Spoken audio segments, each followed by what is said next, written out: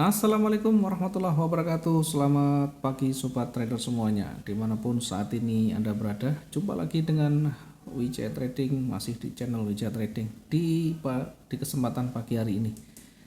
Tentunya di pagi hari ini sesuai dengan jadwal ya, kita akan memberikan materi ya terkait dengan bagaimana menguasai trading dalam waktu yang singkat, kemudian bisa mendapatkan hasil tentu lebih maksimal. Apakah bisa? Ya, kita akan buktikan bagaimana kita bisa menguasai trading dalam waktu 15 menit. Kemudian kita awali dari yang pertama ya. Saya akan disclaimer dulu ya, biar teman-teman juga nanti tidak salah di dalam memahami bahwa yang kita maksud adalah teman-teman dimaksudkan untuk bisa menguasai secara teknis dulu, kemudian secara praktek nanti baru bisa diuji ya. Intinya menguasai dasar, kemudian dari dasar itulah nanti yang akan membuat kita, menuntun kita kepada trading yang lebih baik, yang potensial dan bisa berpotensi profit maksimum. Tentunya tidak hanya maksimum tapi bisa berlanjut secara kesinambungan.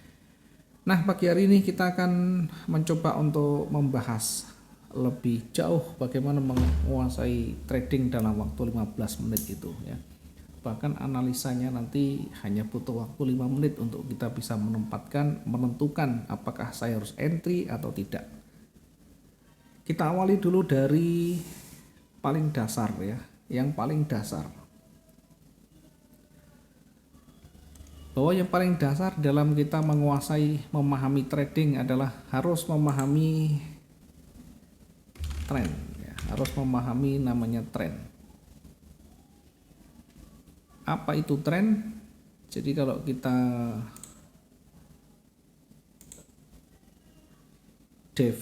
definisikan secara mudah ya, tren ini adalah arah kecenderungan. Jadi tren ini adalah arah kecenderungan ya. Cenderungnya kemana marketnya, atau apa yang lagi booming sekarang, apa yang lagi ramai sekarang. Maka kita akan nanti ikuti bagaimana tren itu akan berjalan. Harus memahami, harus menguasai bagaimana tren itu terjadi. Nah, di dalam trading ada beberapa cara untuk mengetahui tren. Yang pertama, kita bisa melihat dari swing high dan swing low.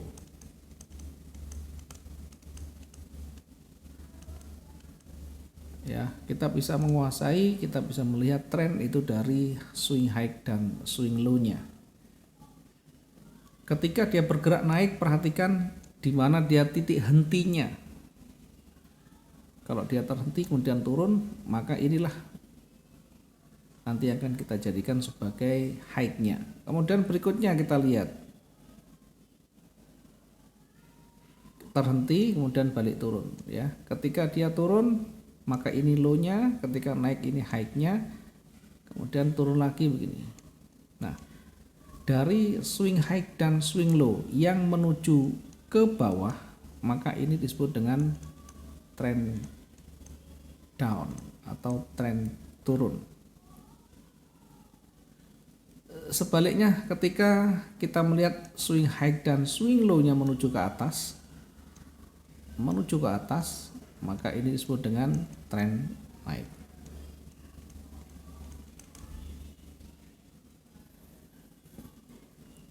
Kita juga bisa melihat secara visual ya, selain dari swing high dan swing low.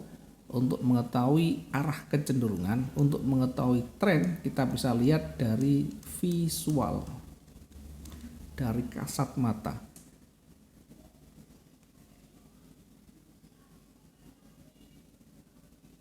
Dari kasat mata itulah nanti kita akan menemukan yang mana yang mendominasi, warna apa yang mendominasi, arahnya kemana, nanti akan kita bisa lihat di sana. Oke, kita coba lihat contohnya. Berikut adalah contoh dari tren up atau tren naik ya.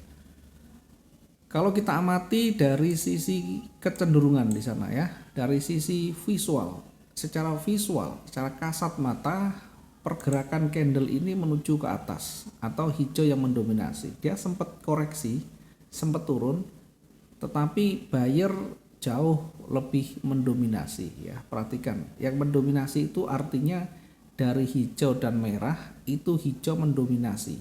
Arahnya menuju satu arah ke atas hijau, maka ini disebut dengan tren naik. Demikian juga saat dia turun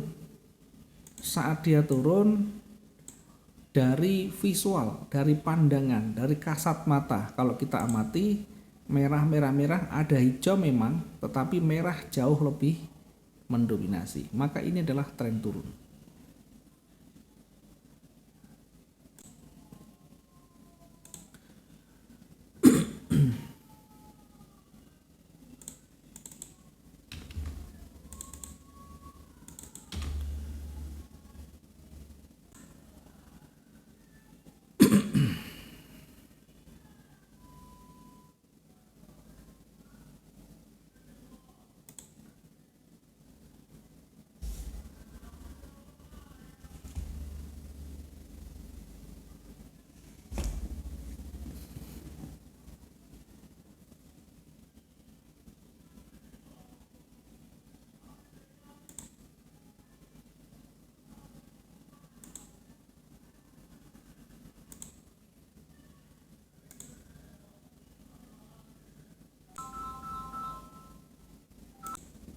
Oke, jadi range ini adalah kemampuan transaksi atau pergerakan dalam satu periode ya.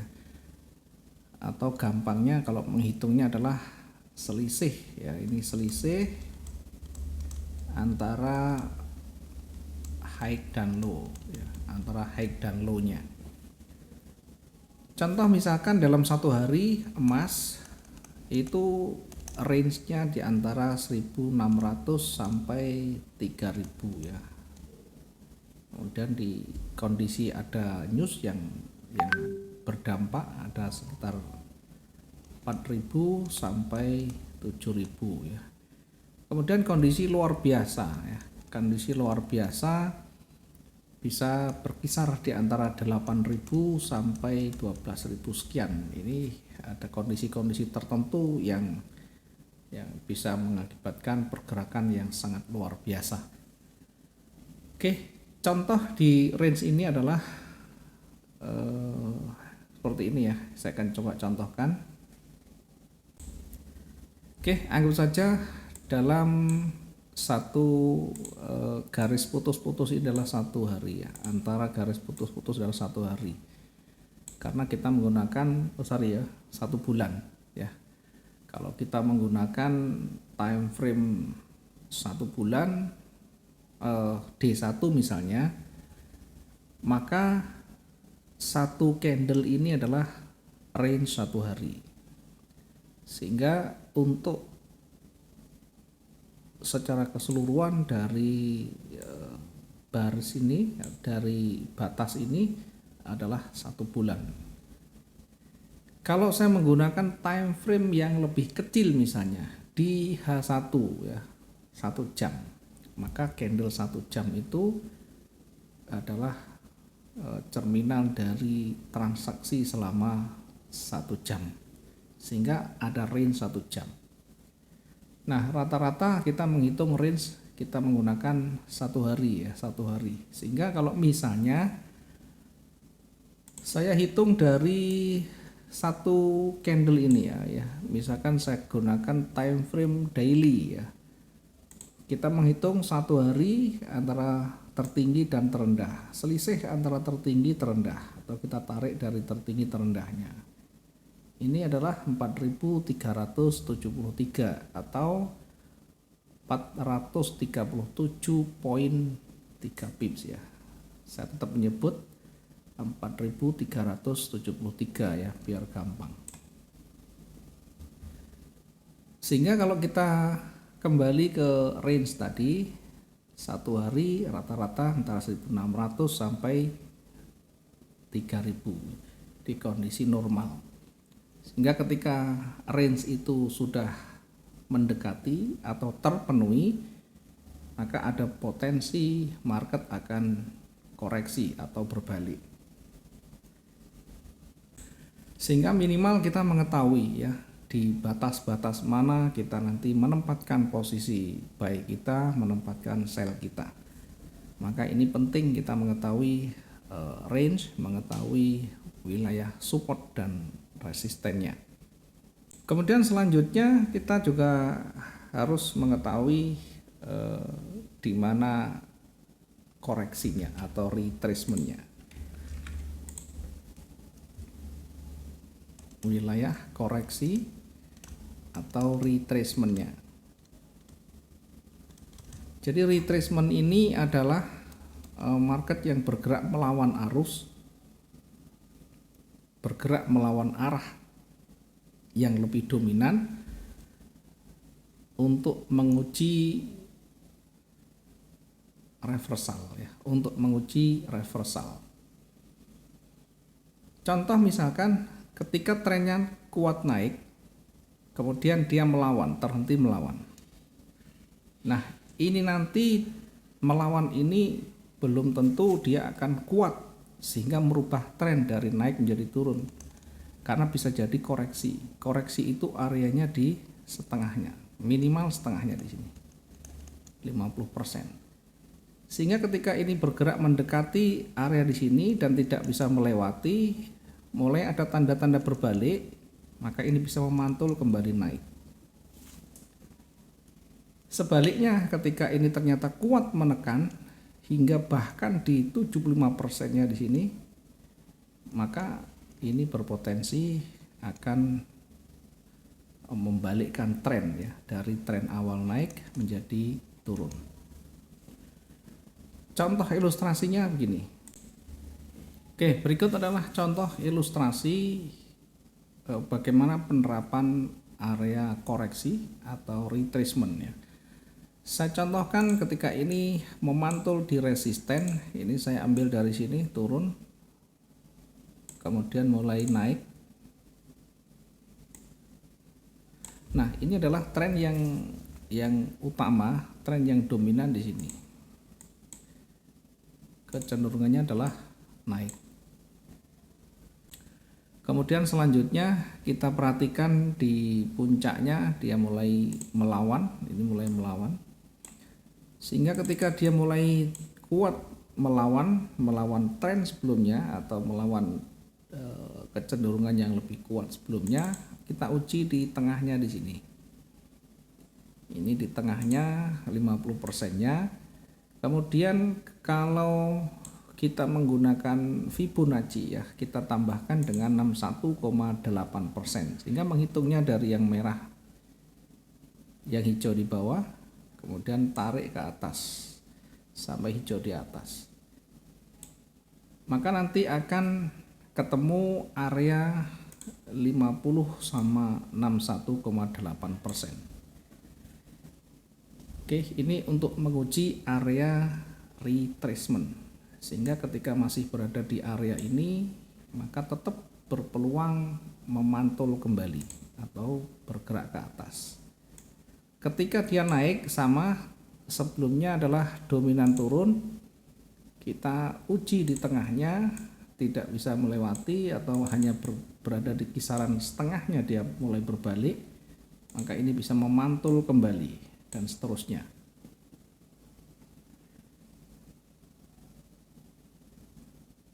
Sampai benar-benar nanti akan melewati retracementnya. Kalau sudah mulai melewati, maka akan berpotensi akan lanjut lagi. Kemudian berikutnya, apakah ketika sudah melewati akan serta-merta berlanjut turun ya? Belum tentu, karena ada batas range yang harus kita ukur juga ya. Range itu kita ukur dari sebelumnya ya. Kita yang paling gampang kita ukur dari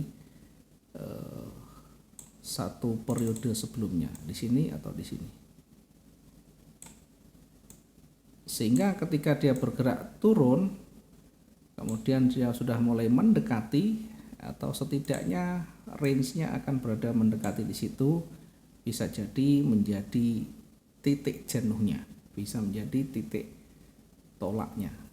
Sehingga betul-betul range itu harus kita perhatikan. Oke, ada range, ada koreksi atau retracement ya. Tujuannya untuk mengetahui apakah market ini akan berlanjut atau justru hanya sementara dia melawan tren yang ada.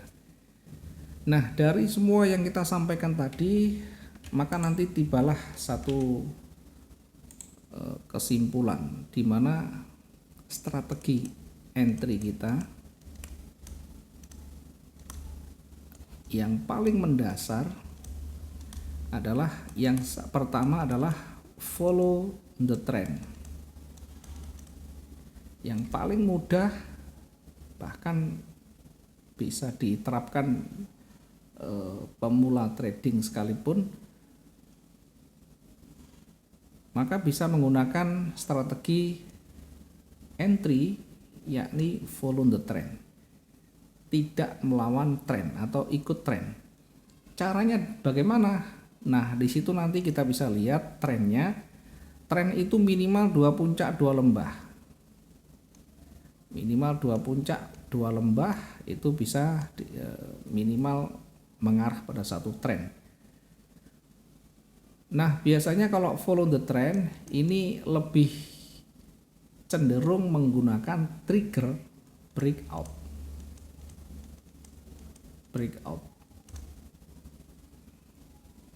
Menggunakan trigger breakout level atau breakout support resistennya. Yang kedua, strategi entry yang kedua adalah kita hanya akan masuk posisi sell at the resistance.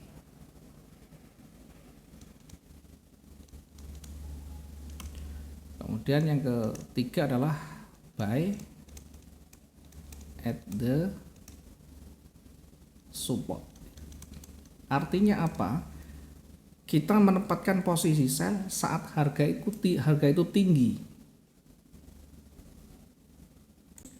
Kita akan masuk posisi buy saat harga itu rendah. Jadi seperti halnya kita berdagang, kita akan mencari harga yang murah untuk kita belanja. Kita akan menjual dagangan kita saat harga itu sudah tinggi. Nah, pertanyaannya, kapan harga itu tinggi, kapan harga itu rendah? Maka jawabannya adalah harus memahami yang tadi yang kita bahas adalah support, resisten, range, dan retracement. Dari situ nanti akan ketemu, oh ini berada di titik puncaknya, oh ini berada di titik resistennya, ini berada di area jenuh jual, ini berada di area jenuh beli. Tanpa harus kita juga melihat dengan menggunakan indikator pun akan ketemu dengan logika yang kita gunakan. Oke, yang pertama tadi, ketika kita menempatkan posisi entry kita ikut tren, maka harus tahu batas atas dan batas bawah, harus tahu levelnya di mana. Ketika trennya naik, maka kita tunggu breakout level terdekatnya sehingga lebih meyakinkan. Kemudian yang kedua, saat kita jual berada di resisten, harus tahu resistennya di mana, harus tahu range-nya di mana. Nah, tentu ketika sudah ada resisten juga tidak serta-merta bisa entry di situ. Ada konfirmasi yang harus kita tunggu. Apa itu konfirmasinya? Yaitu dengan pola candle. Ya, konfirmasi untuk kita tahu bahwa kita tepat ambil posisi sell di resisten, ambil posisi buy di support, itu harus tahu pola candle. Nah, tentu karena ini berpotensi reversal, maka harus tahu pola candle reversal. Apa pola candle reversal? Banyak sekali. Ada doji, kemudian ada engulfing, kemudian ada inside bar,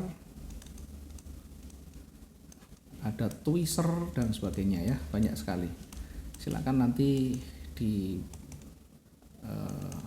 lihat di materi berikutnya yang berkaitan khusus dengan pola candle ya. Termasuk di sana pola reversal.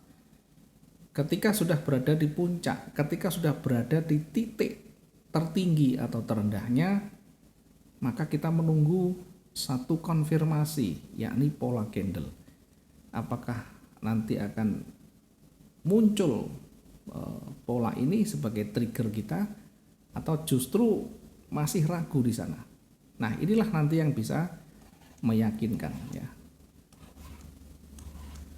Ada banyak sekali pola candle, tetapi tentu kita bisa melihat secara konsep dari beberapa pola yang paling potensial, yakni doji. Doji ini saya lambangkan dengan bodi yang kecil, sumbunya panjang, berada di tren naik ya, dia berpotensi akan berbalik turun. Engulfing ini candle dengan bodi yang terakhir menutup bodi sebelumnya, atau candle yang menutup candle sebelumnya. Sehingga kalau dari awal dia turun, maka berpotensi dia akan naik, tentu berada di support ya kalau dia turun. Sedangkan inside bar ini adalah candle yang mendasarkan pada range ya. Jadi range yang pertama ini lebih panjang dari range yang kedua. Range itu adalah selisih high dan low-nya. Jadi tertinggi terendahnya itu lebih panjang dari yang terakhir di sini. Maka nanti yang menjadi dasar adalah yang terakhir yang berubah warna. Dari awal misalnya dia warna turun karena tren turun adalah turun merah. Ya, awalnya merah. Dia harus berubah warna menjadi hijau di sini. Dan berada di range candle sebelumnya. Maka ada potensi dia akan berbalik. Sehingga disinilah setelah selesai itulah kita bisa menempatkan posisi baik kita. Kemudian kalau twister ini adalah candle yang sejajar. Ya, sumbu atau bodinya. Contoh dia bergerak di tren naik, kemudian dia ada sumbu di atas, kemudian ada sumbu lagi begini. Diikuti oleh perubahan warna, kemudian sumbunya sejajar ya, atau hampir sejajar. Hati-hati dengan sumbu yang sejajar seperti ini, berada di tren naik, berada di resisten, ada petunjuk dia akan bergerak turun. Sebaliknya ketika berada di tren turun juga demikian ya, sumbunya sejajar atau hampir sejajar, dengan terakhir ada perubahan warna hijau. Nah, bagaimana ketika ternyata bukan sumbunya tapi bodinya sama?